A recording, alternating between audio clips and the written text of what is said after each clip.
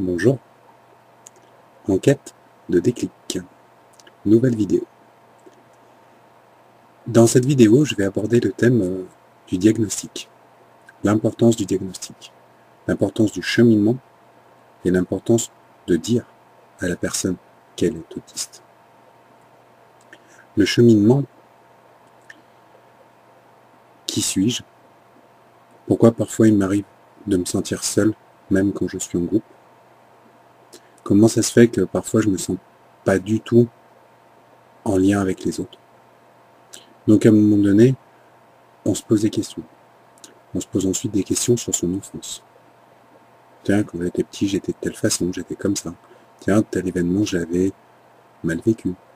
Je l'avais vécu comme ça. Tiens, il s'était passé telle ou telle chose. Et tout ça, c'est quelque chose qui travaille la personne. J'aurais tendance à vouloir dire que ça serait un mécanisme, un processus de remise en cause, de remise en question. Et on ferait appel à des mécanismes de remise en cause. Ben non, en fait non. C'est pas ça du tout. Parce que on ne peut pas, si on suit une guideline, si on suit un cheminement entre guillemets traditionnel, si on a une analyse psychologique traditionnelle, eh ben on passe complètement à côté de ce que l'on est. Parce que l'autisme, c'est quelque chose qui rentre absolument pas dans le cadre de l'analyse psychologique traditionnelle. Donc la première des raisons, en tant qu'adulte autiste, la première des raisons de se faire diagnostiquer, de faire une démarche diagnostique, ben elle est là. Ça, c'est à un moment donné, si on se pose des questions sur le fait si on est autiste ou pas, parce qu'à un moment donné, en cherchant sur Internet, on trouve de lien en lien des sites, des forums qui parlent un petit peu de ce que l'on est. Et à un moment donné, on se dit, bah tiens, et si moi j'étais pas autiste? Et si j'étais autiste? Et donc à un moment donné, ça doit déboucher sur une démarche diagnostique. Alors après, le résultat du diagnostic, c'est soit autiste, soit pas autiste. Pour moi, ça a été autiste. Ça a été une libération. Une libération parce que quand on est autiste, encore une fois, on ne rentre pas dans l'analyse psychologique classique, traditionnelle. Alors, quand à un moment donné, on essaie de se remettre en cause, de se remettre en question, les mécaniques et les mécanismes sous-jacents, les mécanismes que l'on appelle, et bien finalement, ce ne sont pas les bons. Parce qu'on essaye, sans s'en rendre compte, on appelle les mécanismes, entre guillemets, je vais dire de la normalité. Mais on se fait sa propre autocritique comme si on était une personne normale. Or que non, on est autiste. C'est pas une insulte, c'est pas une tare, mais j'ai envie de dire, la psychologie de comptoir, pour soi-même déjà c'est pas top, mais si en plus on fait de la psychologie de comptoir sur soi-même alors qu'on est autiste, et qu'on ne sait pas qu'on est autiste, alors là on se met dans le mur. Et pourtant on fait énormément d'efforts. On essaye de se remettre en question, on essaye de se remettre en cause, on n'y arrive pas parce qu'on n'a pas le bon référentiel. Alors savoir qu'on est autiste, ben, déjà, eh ben, on a un référentiel à partir duquel travailler. On a une base. Ensuite, par rapport à l'enfance, ben, c'est toujours des questions qu'on se pose par rapport à son enfance, par rapport à des choses que l'on a mal vécues ou des choses qu'on n'a pas eu l'impression, on a eu l'impression d'être complètement à côté de la plaque, à côté de la situation, de ne pas être, j'aime pas trop le terme, mais on a eu l'impression de ne pas être raccord avec les autres. Et ça, alors c'est vrai, c'est facile à dire en tant qu'adulte, j'aurais bien aimé qu'on me dise, enfant, bah écoute, Marian, en quête de déclic, tu es autiste. Ça m'aurait permis dans certaines situations de dire, ben voilà, ça c'est pas de ma faute, c'est à cause de mon autisme. Alors, vous allez me dire, ouais mais attends, ça Marion, c'est bien gentil, mais dire c'est pas de ta faute, c'est la faute à ton autisme, ou c'est la faute à l'autisme, ou un enfant qui dirait ça, c'est pas bien. En fait, si. C'est une façon de prendre de la hauteur. C'est une façon de ne pas tout prendre dans la gueule. Excusez-moi le terme. Mais quand t'es gamin, que t'es autiste, que t'es à côté de la plaque, eh ben, tu prends tout dans la gueule. Si tu sais que t'es autiste, à un moment donné, tu dis, bah ça, ce qui est en train de se passer, c'est pas de ma faute. C'est à cause de mon autisme, et ben là, tu prends de la hauteur. Indirectement, sans t'en rendre compte, tu prends de la hauteur. Et ce que tu prends dans la gueule, finalement, j'allais dire, tu le vis beaucoup moins, tu le vis de façon moins négative. En fait, comme tu as de la hauteur, tu sais reprendre la situation en main et tu peux commencer à la gérer. Chose que tu ne peux pas faire si tu ne sais pas que tu es autiste.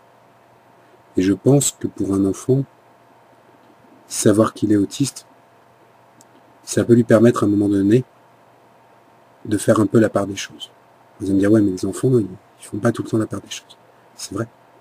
Mais si en plus, on ne dit pas à l'enfant qu'il est autiste, il fera absolument pas la part des choses, du tout. Donc il va tout prendre dans la gueule. Et là, bah derrière, il y a des troubles du comportement qui peuvent arriver en réaction à ce trop-plein de choses que l'enfant va prendre sur lui, va prendre pour lui, et où ça va lui arriver directement. Parce que prendre sur soi, c'est possible, un certain temps. Si à un moment donné, des situations délicates se reproduisent, bah, à un moment donné, la cocotte minute, elle explose. Et ça, c'est vrai pour un enfant autiste, comme pour un enfant non autiste. Il s'avère que l'enfant autiste, bah, il a besoin de savoir qui il est pour justement pouvoir prendre de la hauteur. Vous allez me dire, ouais, mais un enfant. Ouais, justement un enfant. C'est pas de ma faute, c'est la faute de mon autisme. Vous voyez, c'est bête à dire, c'est très difficile à expliquer. C'est très très difficile. Mais c'était important pour moi de faire une vidéo là-dessus, sur le diagnostic. Ça permet à la personne de se dire, ben, ce que j'arrive pas à faire aujourd'hui, déjà, c'est pas bloqué. Mon autisme est responsable du fait que je n'arrive pas à avancer, mais connaissant ce que je veux faire, connaissant mon autisme, eh bien, il va falloir que je mette en place des techniques pour pouvoir compenser les blocages dus à mon autisme. C'est bête à dire. Mais si tu sais pas que tu es autiste, comment tu fais pour contourner le problème? Comment tu fais pour recommencer à avancer?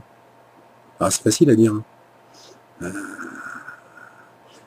savez, il y a beaucoup de gens qui disent ouais mais le diagnostic ça bloque, ça enferme, ça met une étiquette. Non. Ça c'est quelque chose de très psychanalytique au passage ce type de discours. Parce que le diagnostic en fait, il permet de dire voilà, j'ai un problème, c'est à cause de mon autisme, et ben il va falloir que je mette en place les stratégies, les techniques, les tactiques pour contourner le problème.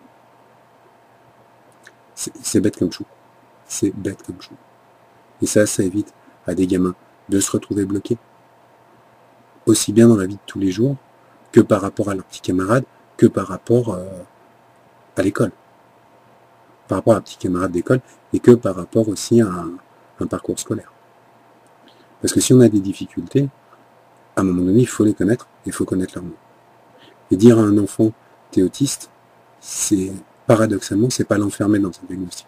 C'est-à-dire, voilà, il y a telle chose et telle chose que tu n'arrives pas à faire. Mais en fait, c'est pas toi, c'est pas de ta faute, c'est l'autisme. Alors on va trouver ensemble les moyens pour que ces choses-là, bah, tu arrives à les faire, comme les autres enfants. Il faut savoir que les personnes autistes ont beaucoup de ressources. Mais il faut qu'elles soient utilisées à bon escient.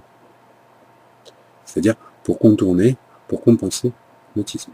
Mais si on ne sait pas qu'on est autiste, on compense quoi? Ah. Et puis une petite chose, quand un professeur dit t'as pas fait comme il fallait l'exercice ou quoi que ce soit, eh ben on prend ça pour nous. Alors au début on essaye de refaire, de refaire, de réessayer, mais quand on voit qu'on est bloqué, surtout si on a mis de la bonne volonté, en tant que gamin, à un moment donné, on explose. On explose. Parce qu'on ne peut pas accepter cet échec et finalement ce blocage. C'est finalement vraiment ça. c'est pas l'échec en soi. Parce que l'échec, il peut arriver. Mais si on a la capacité de rebondir, on rebondit. Mais si on a la capacité de rebondir, qu'on sent qu'on a cette capacité-là, mais qu'on n'y arrive pas, parce que l'autisme bloque, on fait comment? Vous savez, il existe des méthodes éducatives pour les personnes autistes qui justement leur apprennent à contourner les problèmes et les obstacles posés par l'autisme. Et ça, c'est important d'en parler, c'est important de le dire. Un enfant qui est autiste, à l'heure actuelle, on peut lui proposer énormément de choses. Malheureusement, on propose encore des camisoles chimiques. Bah oui, vous savez, le gamin, il a explosé, il n'y arrivait pas, on lui a répété 10 fois, il a explosé. C'est pas en donnant une camisole chimique à un gamin autiste qu'il arrivera. Si vous savez, cette espèce de hargne qu'on peut avoir à un moment donné quand on n'arrive pas à faire quelque chose, qu'on essaie de le faire, qu'on le refait, là, cette hargne, quelque part, c'est un moteur. C'est ce qui permet de refaire. Mais s'il n'y a pas un adulte à côté de l'enfant autiste qui dit « Attends, c'est pas de ta faute. C'est l'autisme. » Et je vais t'expliquer comment contrebalancer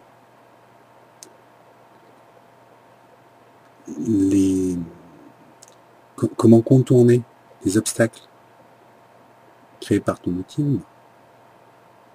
Et ça, l'enfant, il recommence à avancer et il casse pas tout. Parce qu'il avance, que l'obstacle est contourné et qu'il voit qu'à un moment donné, les efforts qu'il fait deviennent payants. Ça, c'est important. Alors je sais, en France, on est encore très pro-psychanalyse, à dire surtout pas de diagnostic, ça enferme dans des cases. Il faut des diagnostics. C'est important. Dans un autre registre, quelqu'un qui serait dépressif, autant lui dire, ça ne veut pas dire crier sur tous les toits, mais autant lui dire à la personne qu'elle est dépressive. Si une personne est anorexique, autant lui dire qu'elle est anorexique. Alors, c'est pas au café du commerce que ça se passe. Ça doit être dans la relation avec le médecin. C'est au médecin de dire à la personne, voilà, vous avez un trouble de l'alimentation et ça s'appelle de l'anorexie. Moi, j'ai pas de trouble de l'alimentation, je n'ai pas de dépression, je ne déprime pas. Par contre, je suis autiste. Voilà. C'est bête à dire. J'ai du respect pour les personnes non dépressives, j'ai du respect pour les personnes dépressives, j'ai du respect pour les personnes anorexiques, j'ai du respect pour les personnes qui ne sont pas anorexiques. C'est pas... il faut arrêter avec... j'aime pas le terme encore une fois, mais bon. Il faut arrêter avec ce délire de l'étiquette. De dire surtout pas étiqueter. Parce qu'en France, on étiquette à la volée et à n'importe comment les gens. Et quand à un moment donné, les personnes disent, attendez, est-ce qu'on pourrait pas mettre en place des démarches diagnostiques rationnelles? On leur dit, mais surtout pas d'étiquette. On est dans un paradoxe qui, par rapport aux personnes autistes, devient dangereux. Ça devient très dangereux. Ça, c'est, à un moment donné, je veux bien que chacune et chacun d'entre nous, on ait nos convictions, mais là, on parle quand même de la santé, de l'avenir, d'être humain. On parle d'enfants. On parle d'enfants. Donc on n'est pas là pour s'amuser. On n'est pas là pour brasser nos petits bras dans tous les sens et en disant de toute façon, moi je pense telle ou telle chose.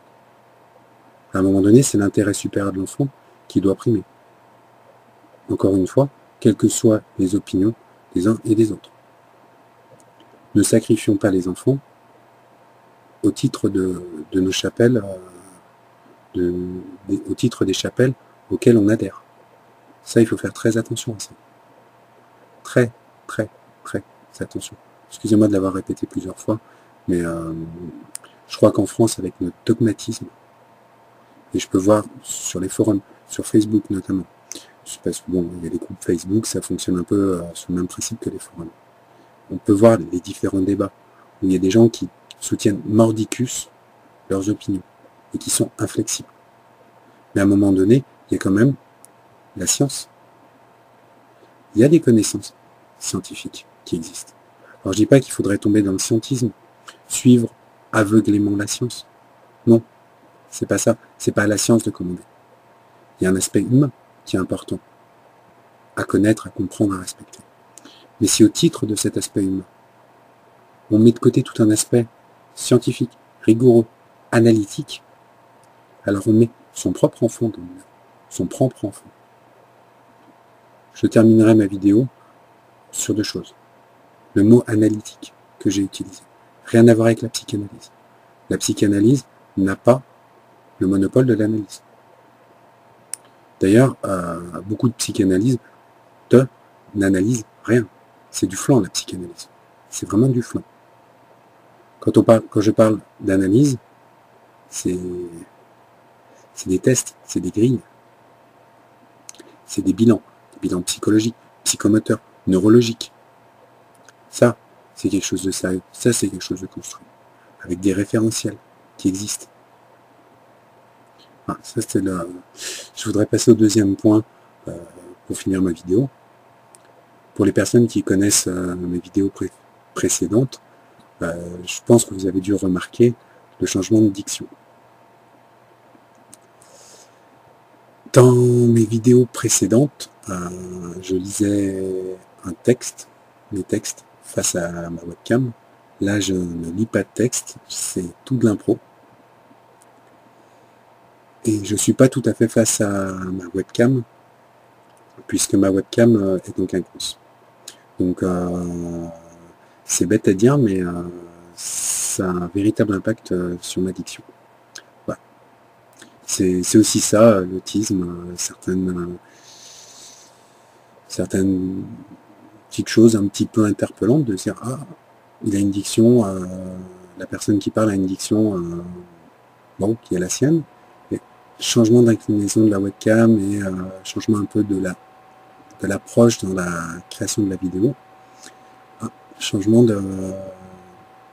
du flux de parole. Ça fait partie un peu des petites choses difficiles à cerner qui amènent l'autisme. Voilà. Bah, écoutez, merci d'avoir suivi ma vidéo. Et je vous dis à bientôt pour de prochaines vidéos. Signé Enquête de déclic. Merci.